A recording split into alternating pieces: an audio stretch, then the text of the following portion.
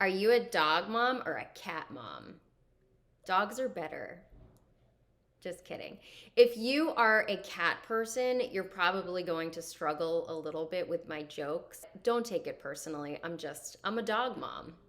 So many millennials are getting married today and are choosing to raise a fur child together, usually even starting before marriage.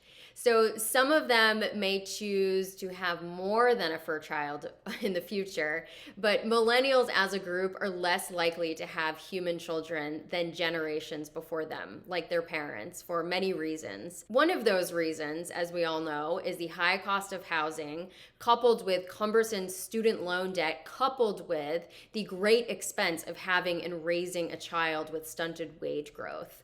So, fur children, on the other hand, are less expensive than human babies and can allow for more flexible lifestyles. So, dare we say, pets are the new kids? Just kidding. But for all those getting really annoyed right now, we're half kidding and we'll move on. Let's move on. Fur children are a huge part of our families, and we develop a really deep sense of love and attachment for them. We feel like they are a part of our family, just like any other human would be, but that is not how the law views it, and that's what we are here to talk about. So, what happens to your fur children if you and your spouse decide to divorce? Is custody treated like that of a human child? There are plenty high profile celebrity examples of famous pets igniting very messy custody fights. For example, PETA stepped in when Brit and K-Fed divorced. Drew Barrymore had to fight to keep her beloved lab when she and Tom Green divorced after an extremely short 6-month marriage. Hopefully, they had a prenup.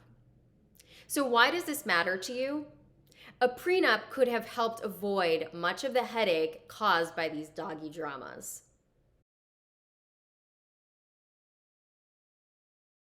Although many parents choose to have both human and fur children, most courts treat these dependents very differently in divorce proceedings.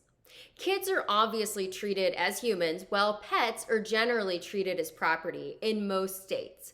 Now, this may seem unfair and maybe even inhumane this day and age, and PETA would probably agree with you, but we like to look at the positive side here. This legality allows for more flexibility in your prenup.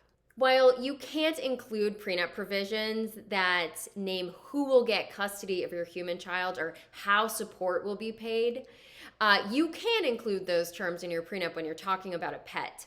Your prenup can also specify how you and your betrothed will allocate financial resources to pay for the care of your fur children, both during and in the event your marriage ends. Shall we call it a petnup?